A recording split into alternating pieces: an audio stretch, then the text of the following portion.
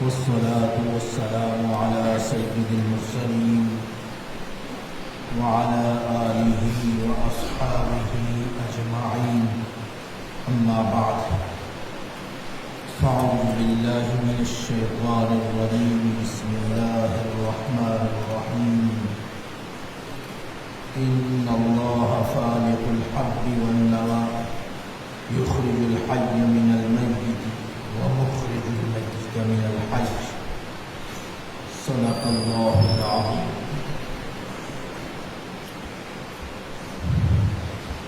ہمارا سلسلہ گفتگو اس بات پر چل رہا تھا کہ رب کے معانی کیا ہے. تسلسل کے ساتھ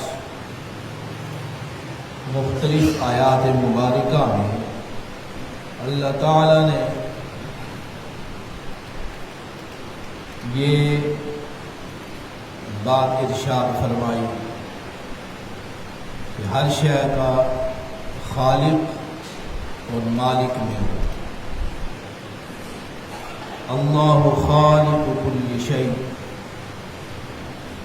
وهو على كل شيء وكيل. ہر شے کو پیدا کرنے والا میں ہوں اور ہر شے کا ذمہ دار بھی میں ہی ہوں. پھر مالک حقیقی کی بات آئی، فرمایا ہر شے کا میں مالک ہوں، مالک حقیقی میں ہوں. وَلَهُ الْمُلْكُ، دنیا میں میری بادشاہت چل رہی ہے. قَوْلُهُ الْحَقُّ، میری بات حق ہے، اس کے علاوہ ہر شے باطل ہے. اللہ لا الہ الا ہو، میرے سوا کوئی عبادت کے لائق نہیں. میں حی قیوم ہوں، ہمیشہ سے زندہ ہوں، ہمیشہ قائم رہنے والا ہوں. اور جس شے کی بھی زندگی ہے میری زندگی کی نسبت سے ہے. اگر میری طرف اس کی نسبت نہ ہو تو وہ زندہ نہیں رہ سکتی. ہر شے، یہ بات بڑی اہم ہے، سمجھنے والی ہے. فرماتا ہے هو الحی، میں زندہ ہوں اور ہمیشہ سے زندہ ہوں.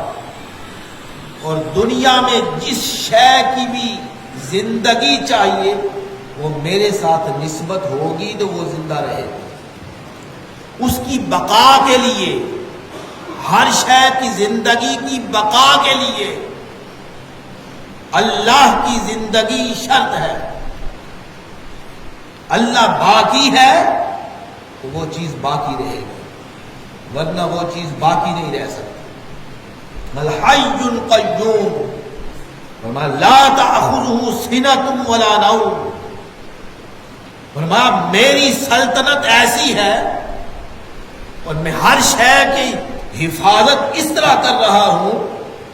لا تأخذہ سنۃ ولا نوم، فرمایا نیند میرے پاس بھٹکتی بھی نہیں ہے. میں نیند کی کیا، لا نوم، سونا میں نہیں سوتا. اللہ تعالیٰ کی صفات کی کیا ہی باتیں ہیں. اللہ تعالیٰ نے اپنی صفات خود ذکر فرمائی ہیں. فرمایا ایسی حفاظت کرنے والا ہوں ہر شے کی. لا تأخذہ سنۃ، سنۃ کہتے ہیں اونگ کو، اونگ والا اونگ، پہلے اونگ آتی ہے اس کے بعد نیند آتی ہے. فرمایا میرے پاس نہ اونگ بھٹکتی ہے اور نہ ہی نیند میرے پاس آتی ہے. میں ہر وقت ہر شے کی حفاظت کر رہا ہوں. کیا بات ہے، اللہ تعالیٰ کی صفات مقدسہ ہیں. لہو ما بھی، یہ ارشاد فرمانے کے بعد فرمایا سورہ آیت الکرسی شریف، فرمایا لہو ما فی السماوات وما فی الارض، فرمایا زمین اور آسمان کے اندر میری بادشاہت چل رہی ہے.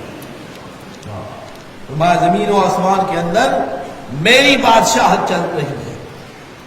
ایک اور مقام میں فرمایا وَآتَيْنَاهُ مُلْكًا، حضرت ابراہیم علیہ السلام کے لیے فرمایا وَآتَيْنَاهُ مُلْكًا عَظِيمًا، فرمایا میں نے آپ کو ملک عظیم کی بادشاہت عطا فرمائی۔ ایک آیت مبارکہ جو پچھلے جمعہ کو مبارک میں تلاوت کی تھی ہم نے، قُلِ اللَّهُمَّ، محبوب آپ ارشاد فرمائیں۔ بہت یہ آیات مبارکہ کا تسلسل ہے، بہت سی آیات مبارک۔ فرمایا قُلِ اللَّهُمَّ مَالِكَ الْمُلْكِ، محبوب آپ ارشاد فرمائیں، محبوب آپ ارشاد فرمائیں۔ میں تو بات نہیں نہ مخلوق سے کرتا، نہ مخلوق میرے پاس بات مجھ سے بات کر سکتی ہے، میں تو بہت بلند اور بالا ہوں، اور اپنی مخلوق اور اپنے درمیان ایک وسیلہ آپ کی ذات مقدسہ کو رکھا ہے۔ تو وسیلے کو سمجھے آپ، وسیلہ کیا ہوتا ہے، وسیلہ کیا ہوتا ہے، وسیلے کو سمجھے وسیلہ کیا ہوتا ہے۔ اب دیکھیں، اب اس کی بہت سی مثالیں دی جا سکتی ہیں، لیکن یہ ہے کہ چھت کے اوپر جانا ہے، اب درمیان میں ایک سیڑھی ہے، یہ وسیلہ ہے۔ جانا ہم نے چھت پہ ہے، جانا ہم نے چھت پہ ہے، پہنچنا چھت پہ ہے، مقصود ہمارا چھت ہے، چھت کے اوپر پہنچنا ہے، لیکن سیڑھی کے بغیر نہیں پہنچ سکتی، اڑ کے پہنچے نہیں پہنچ سکتے۔ اللہ تعالیٰ نے ہمارے اندر یہ قدرت نہیں رکھی کہ ہم اڑ سکے، اڑاتا بھی وہ ہے چیزوں کو۔ ارشاد فرمایا تھا کہ میرے پرندے اڑتے ہیں، اولم یروا الی الطیر فوقہم صافات ویقبض، فرمایا یہ پرندوں کو دیکھا ہے تم نے کیسے صف بستہ اڑتے ہیں، اڑا سکتا ہوں لیکن تمہیں نہیں اڑایا، تمہارے اندر میں نے یہ قدرت نہیں رکھی، تمہارے اندر جد و جہد رکھی ہے، سعی اور کوشش رکھی ہے، تم نے جد و جہد کرنی ہے اور سعی اور کوشش کرنی ہے۔ ہم نے چھت پہ جانا ہے، وسیلہ ہے، وسیلہ درمیان میں۔ اب وہ کیا ہر شخص جانتا ہے کہ درمیان میں سیڑھی ہوگی تو چھت پہ پہنچے، یہ بات ہے نا۔ وسیلہ یہی ہے نا کہ چھت پہ پہنچنے کے لیے ہمیں درمیان میں سیڑھی زینے درکار ہیں، وہ سٹیپ بائی سٹیپ آرام سے آہستہ آہستہ چل کر وہ منزل مقصود چھت تک پہنچیں گے۔ لیکن ایک بات بڑی غور طلب ہے کہ وہ جو سیڑھی ہے، زینے ہیں، ان کا تعلق نیچے سے بھی ہے، اوپر سے بھی ہے، ان کا تعلق نیچے سے بھی ہے، اوپر سے بھی ہے۔ نیچے زمین سے بھی وہ سیڑھی تعلق رکھتی ہے، وہ چھت کے ساتھ بھی تعلق ہے اس کا۔ اب بات سمجھ گئے کہ یہ وسیلہ ہے، وسیلہ جو چیز وسیلہ ہوتی ہے اس کے دو رخ ہوتے ہیں، ورنہ وہ وسیلہ نہیں بن سکتی، وہ ورنہ وسیلہ نہیں بن سکتی، کیونکہ اس کا اوپر ہونا یہ بھی ضروری ہے، اس کا نیچے کے ساتھ تعلق ہونا بھی ضروری ہے۔ درمیان میں اللہ نے ایک وسیلہ رکھا ہے، اپنے محبوب کو، اپنے محبوب کو۔ اگر ہم میں سے ہوتے اوپر تعلق نہ ہوتا، اوپر تعلق ان کا نہ ہوتا، اگر صرف اوپر ہوتے فرشتوں کی صفات پھر ہمارے اندر نہ ہوتے، لہذا فرمایا ہم نے ایک ایسا وسیلہ جس کا تعلق میرے ساتھ بھی اور مخلوق کے ساتھ بھی، وہ میں نے اپنا محبوب بنا دیا ہے۔ فرمایا تم سے بات نہیں کرتا، وہ آیت کبھی نہ بھولنا، ما کان لبشر ان یکلمہ اللہ الا وحیا او من وراء حجاب، فرمایا مخلوق سے میں باتیں نہیں کرتا، میرا مقام بڑا بلند ہے، میں مخلوق سے میری بات نہیں پہنچ سکتی، بات ان کے کان میں وسعت نہیں ہے سننے کی۔ فرمایا میں پردے کے پیچھے سے باتیں کرتا ہوں، درمیان میں کوئی وسیلہ رکھ کے بات کرتا ہوں۔ فرمایا پھر میں نے وسیلہ کیا رکھا؟ فرمایا یہ تو لو انزلنا، ایک اور آیت مبارکہ، لو انزلنا ھذا القرآن علی جبل لرأیتہ خاشعا متصدعا من خشیۃ اللہ، فرمایا میرے الفاظ اترے، اگر میرے الفاظ، میری گفتگو، میرا خطاب، میرا پیغام، میرے الفاظ اگر پہاڑ پر اترے تو وہ خشیت الہی کی وجہ سے ریزہ ریزہ ہوگا. ہاں یہ بات ہے، خشیت الہی کی وجہ سے، اللہ کے ڈر اور خوف کی وجہ سے ریزہ ریزہ ہو جائے. پھر درمیان میں وسیلہ چاہیے نا، جو میرے الفاظ کو سمو سکے، میرے الفاظ کو جذب کر سکے. وہ کیا ہے؟ وہ میرا محبوب ہے آپ صلی اللہ علیہ وسلم. فرمایا میری گفتگو، میرا پیغام، میری خبریں، میرے الفاظ کس کے پاس آتے ہیں؟ محبوب کے پاس آتے ہیں، اور ان کی زبان مقدس سے نکل کر تم تک پہنچتے ہیں. قرآن کا ایک لفظ بھی نہیں ہے، چیلنج ہے، دعویٰ ہے. میں ایک لفظ بھی ایسا نہیں ہے جو براہ راست ہم نے اللہ سے سنا ہو. کوئی ایک لفظ کہہ دے نہیں. اقرأ باسم ربک الذی خلق، یہ پہلی گفتگو ہے اللہ تعالیٰ کی. پہلی گفتگو اقرأ باسم ربک الذی خلق. محبوب پڑھیں اس ذات کے نام سے جس نے مخلوق کو تخلیق کیا ہے. فرمایا اقرأ باسم ربک الذی خلق. یہ جب الفاظ مبارکہ پہلی وحی ہے، یہ الفاظ مبارکہ اترنے کے بعد سب سے پہلے حضور نے ارشاد فرمایا یہ اللہ کا کلام ہے، پہلی وحی. اس کے لیے بھی ارشاد فرمایا اقرأ باسم ربک الذی خلق، یعنی پہلے الفاظ وہ بھی حضور کی ذات مبارکہ پر اترے. حضور نے ارشاد فرمایا یہ قرآن ہے، لہذا پہلے ابھی گفتگو جس کی سنی جاتی ہے، غور کی بات ہے نا، جس کی گفتگو مانی جاتی ہے یا سنی جاتی ہے، تو پہلے گفتگو کو مانا جاتا ہے یا اس شخص کو مانا جاتا ہے؟ پہلے گفتگو دیکھی جاتی ہے یا وہ شخص اس کو دیکھا جاتا ہے؟ پہلے شخصیت پہ آئیں گے، شخص کی پہلے بات ہوگی، اس کے بعد گفتگو کی بات ہوگی. اس سے سب سے پہلے حضور کی ذات گرامی، اس کو مانیں گے پھر آگے جائیں گے. تو اللہ نے ارشاد فرمایا، یہ قرآن مجید میں بڑی تسلسل کے ساتھ یہ ارشاد فرمایا قل. اگر لفظ قل جو ہے اگر ایک گٹھا کریں تو بہت سی آیات مبارکہ بن جاتی ہیں. فرمایا قل، محبوب آپ ارشاد فرماؤ، اللہم مالک الملک، وہ بادشاہوں کا بادشاہ ہے. مالک الملک، وہ بادشاہوں کا بادشاہ ہے. تؤتی الملک من تشاء، جسے چاہتا ہے بادشاہ عطا فرماتا ہے. اس کی ملکیت جو ہے، جسے چاہے زمین عطا فرماتا ہے، جسے چاہے مخلوق میں سے جسے چن لے اسے بادشاہ عطا فرما دے. تؤتی الملک من تشاء وتنزع الملک ممن تشاء، اور جسے چاہے میں کھینچ لوں، میری مرضی ہے، میں مالک ہوں. وتعز من تشاء وتذل من تشاء. فرمایا عزتیں میرے پاس ہیں، میں جسے چاہوں عزت عنایت فرماؤں اور جسے چاہوں عزت واپس لے. اور بیدک الخیر، سارے خیر کے خزانے میرے پاس ہیں، سارے خیر کے خزانے میرے پاس ہیں. لہذا فرمایا انک علی، میں ہر شے پہ قادر ہوں، ہر شے کے میں ہی قادر ہوں. یہ مختلف آیات مبارکہ ہیں جو اللہ تعالیٰ نے اپنی سلطنت، اپنی بادشاہت، اپنی ہیبت، اپنی قدرت، یہ ساری کی ساری ارشاد فرمائے مختلف آیات مبارکہ میں. اب یہ کسی چیز کی نسبت ایک ہوتی ہے حقیقی نسبت. حقیقی نسبت ہر شے کی اللہ کی طرف سے. مالک حقیقی اللہ ہے، اس لیے تو اس نے ارشاد فرمایا الحمد. سب سے پہلی سورت، اس کی پہلی آیت الحمد، سب تعریفیں اللہ کے لیے، سب تعریفیں اللہ. تمہاری تعریفیں جزوی ہیں، تمہاری تعریفیں جزوی ہیں، ایک جہت کے لحاظ سے ہے. کلی تعریف اور کلی تعریف کی ملکیت یہ اللہ کی ذات ہے. فرمایا الحمدللہ رب العالمین، سب تعریفیں اللہ کے لیے ہیں. کیوں؟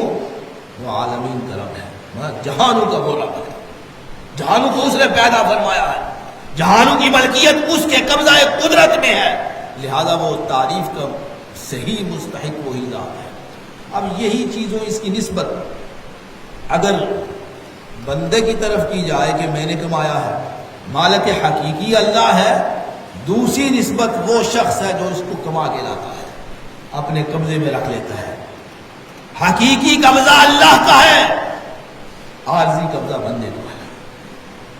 حقیقی مالک اللہ ہے، لیکن چیزوں کی عارضی ملکیت بندوں کے پاس ہے۔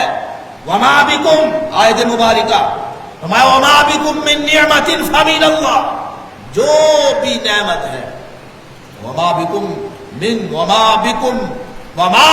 ما کا لفظ استعمال فرمایا جو نعمت ہے، چھوٹی ہو بڑی، وما بکم من نعمت فمن اللہ، فرمایا میری طرف سے ہے، ہر شے ہر نعمت میری طرف سے ہے۔ یہ تمہارے پاس جو قبضہ ہے یہ قبضہ حقیقی قبضہ نہیں ہے، تمہارے پاس نعمت کا قبضہ حقیقی قبضہ نہیں ہے۔ حقیقی بادشاہت میری ہے، حقیقی چیزوں کا خالق میں ہوں، حقیقی ملکیت میری ہے، لیکن تمہارے پاس عارضی طور پر ہم نے نعمتیں عطا فرما دی ہیں، نہ تمہارے قبضے میں پہلے سے تھی۔ یہ بڑی زبردست ہے بات ہے۔ گھر ہے، گھر بندے کا عارضی ہے، زمین اس نے خریدی، پیسے اس کے لگے، وہ کوٹھی اس کی بنی، مالک حقیقی اللہ کی ذات ہے، مالک حقیقی اللہ کی ذات ہے۔ یہ تیرے پاس عارضی ہے، عارضی، اور کچھ مدت کے لیے ہے۔ جب وہ واپس لے گا اور تجھے اس کے بعد سامنے کھڑا کر کے پوچھے گا یہ نعمت میں نے تجھے دی تھی عارضی طور پر، تو نے اس کی نعمت کا کیا کیا؟ اچھی طرح اس کا جو میں نے کہا تھا اسی طرح تم نے اس کا استعمال کیا، یا تو نے اسے دست درازی کی، حد سے بڑا؟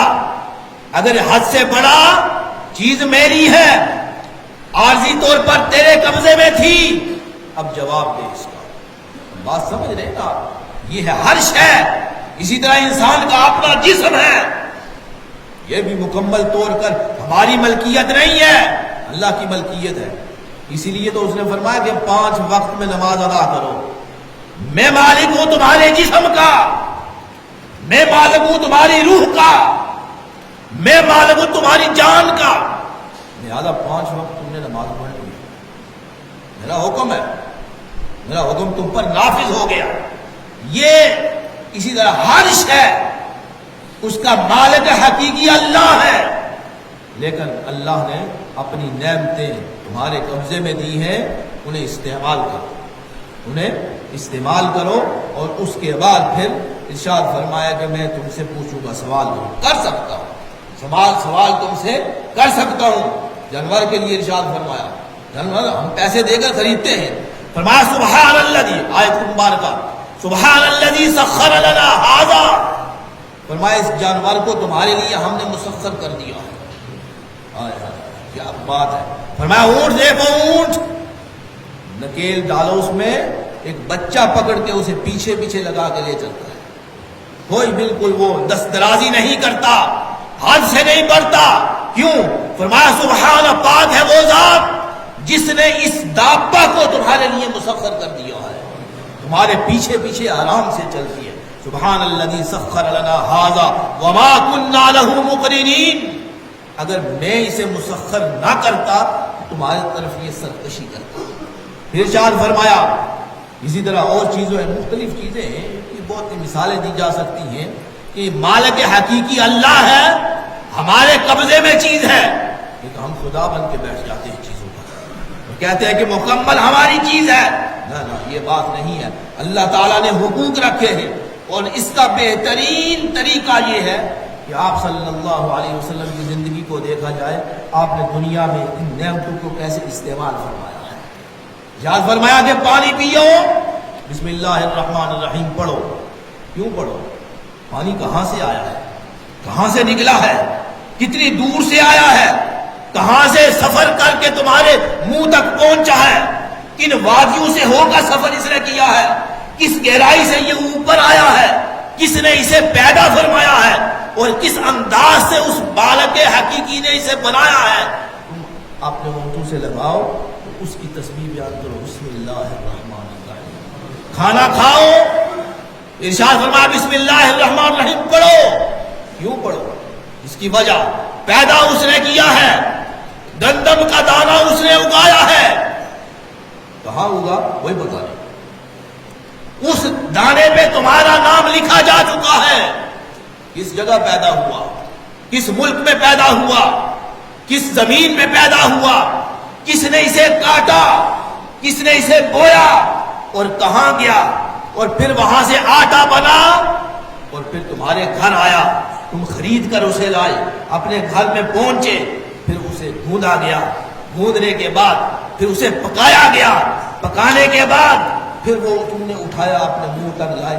لہذا پڑھو سبحان بسم اللہ الرحمن الرحیم، اللہ کی تعریف کرو جس نے اس دانے کو اگایا ہے، جس نے اس دانے کو پیدا کیا ہے، پھر تمہارے منہ تک اس نے پہنچایا ہے، اور تمہارے اندر جو تسلسل کے ساتھ ہاضمے کے جو نظام ہیں وہ چل رہے ہیں، وہ چاہتا تو تمہیں ہضم نہ ہوتا، وہ چاہتا تو تمہارا معدہ پیدا نہ کرتا، وہ چاہتا تو تمہارا معدہ کام نہ کرتا، ایسے رزق ہضم کرتے نہ۔ یہ ساری کی ساری اللہ کی شانیں ہیں، یہ ساری کی ساری اللہ کی نعمتیں ہیں، لہذا جب بھی کوئی کام کرو، دیکھو، سنو، پڑھو، بسم اللہ الرحمن الرحیم پڑھ لیا۔